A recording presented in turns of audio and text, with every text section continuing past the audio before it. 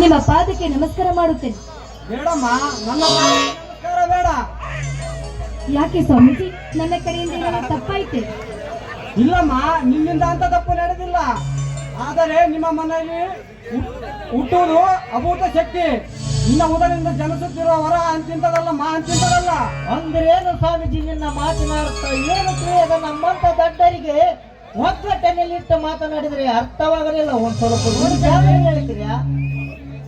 ನೋಡು ಜಗದೀಶ್, ನಿಮ್ಮ ಮಗ ಹುಟ್ಟಿದಾಗಿಂದ ಊರನ್ನು ಬೆಳಗಿಡಿ ನಾಡನ್ನು ಬೆಳಗ್ತೈತಿ.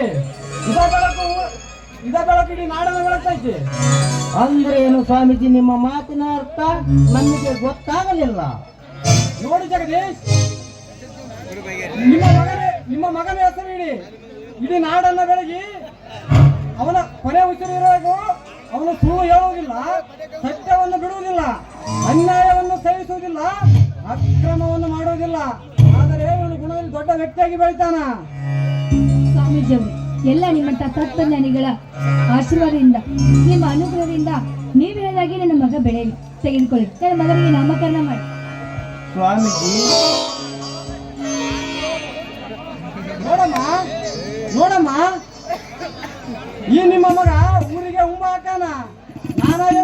ನಾನ ಎಂದು ಸೊಡ್ಡು ಹೊಡೆಯುವ ಸೂರಾದಿ ಸೂರನ ಸೊಂಟ ಮುರಿಯುವ ಅಮೀರ ಹಾಕಾನ.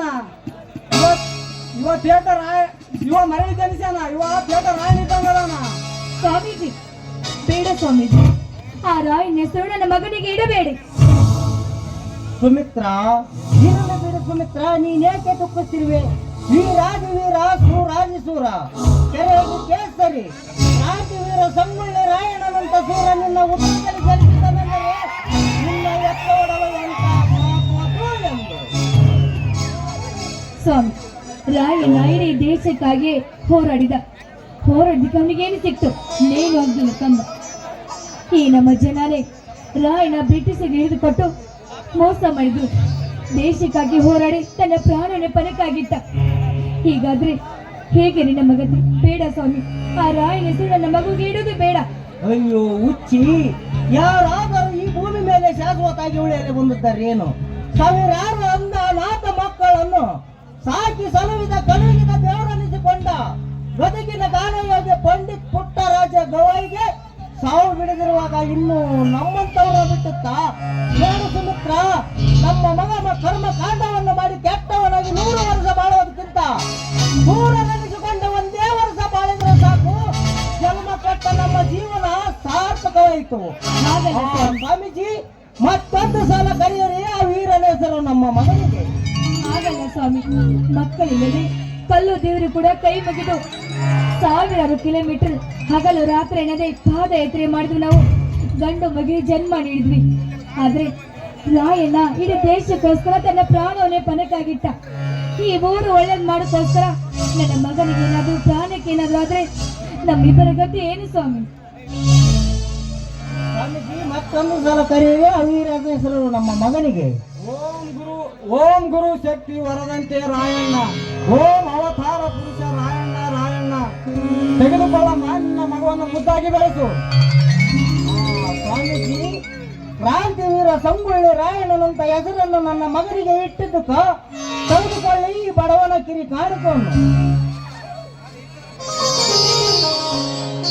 ಸ್ವಾಮೀಜಿ, ಬನ್ನಿ ಊಟ ಮಾಡಿಕೊಂಡು ಹೋಗಂತೀವಿ. ಬೇಡ ಜಗದೀಶ್, ನಾನು ದೇಶದವರ ಮನೆಗೆ ಪೂಜೆಗೆ ಹೋಗಬೇಕು. ಮತ್ತೊಂದು ಸಲ ಬಂದಾಗ ಊಟ ಮಾಡಿಕೊಂಡು ಹೋಗುತ್ತೇನೆ. ಆಯ್ತು ಸ್ವಾಮೀಜಿ, ಹೋಗಿ ಬನ್ನಿ. ಸುಮಿತ್ರ, ನಾನು ರಾಯಣ್ಣನ ತಂದೆ ಕಣೆ. ಮತ್ತೆ ನಾನು? ನೀನು ರಾಯಣ್ಣನ ತಾಯಿ. ಅಂತೂ ನಾವು ಇಬ್ಬರು ಮಕ್ಕಳಿಲ್ಲಂದು ಕಂಡ ದೇವರಿಗೂ ಕೈ ಮುಗಿದು ಒಬ್ಬ ಸೂರ್ಯನಿಗೆ ಜನ್ಮ ಕೊಟ್ಟ ನಮ್ಮ ಜೀವನ ಸಾರ್ಥಕವಾಯಿತು. ಹೌದು ಸ್ವಾಮಿ, ನೀವು ಹೇಳುವ ಮಾತು ನಿಜವಿದೆ. ನಡೆಯಿರಿ, ಹಾಗಾದ್ರೆ ಆ ದೇವರ ಅನುಗ್ರಹದಿಂದ ನಾನು ಒಂದು ಗಂಡನಿಗೆ ಜನ್ಮ ಕೊಟ್ಟೆ. ಈಗ ಆ ದೇವರ ಹರಕೆನ ತೀರಿಸಿ ಬರೋಣ ಬನ್ನಿ. ನಿಂತು ಸುಮಿತ್ರ, ಆ ದೇವರ ಹರಿಕೆಯನ್ನು ಮುಟ್ಟುವುದಕ್ಕಿಂತ ಮುಂಚೆ ಈ ನಿನ್ನ ಪತಿ ದೇವರ ಹರಿಕೆಯನ್ನು ಮುಟ್ಟಿಸಬಾರದೆ? ಅಲ್ಲ ರೀ, ನಿಮ್ಮ ಹರಿಕೆ ಯಾವ್ದು ರೀ? ಈ ನಿಮ್ಮ ಮಗ ತುಂಬಾ ತುಂಟನಂತಿರುವನು. ಮುಂದೆ ನಮ್ಮ ಪ್ರೇಮದ ಮಾತಿಗೆ ಅಡ್ಡಿ ಆಗಬಹುದೆಂದು ಈಗಾಗಲೇ 5-6 ತಿಂಗಳ ಹಾಸಿಗೆ ಬೇರೆ ಮಾಡಿ ನನ್ನ ಮನಸ್ಸು ಬಾಡಿದ ಹೂವಿನಂತಾಗಿದೆ. ನಾ ಮಾಡಿದ ಹೂವನ್ನು ಅರಳಿಸಬಾರದೆ ನನ್ನ ಅರಿಸಿ. ಸ್ವಾಮಿ ಏನ್ ಮಾತಾಡ್ತಾ ಇದ್ರೆ ನೀವು? ಈಗಾಗಲೇ ಹಿಡಿದು 21 ದಿವಸ ಆಯ್ತು. ನಿಮ್ಮನ್ನು ಹೀಗೆ ಮಾತಾಡಲು ಬಿಟ್ರೆ ಇನ್ನು 9 ತಿಂಗಳು ಮಾಡಿ ಒಂದು ಮಗುವನ್ನು ಕೊಡ್ತೀರಾ ನೀವು?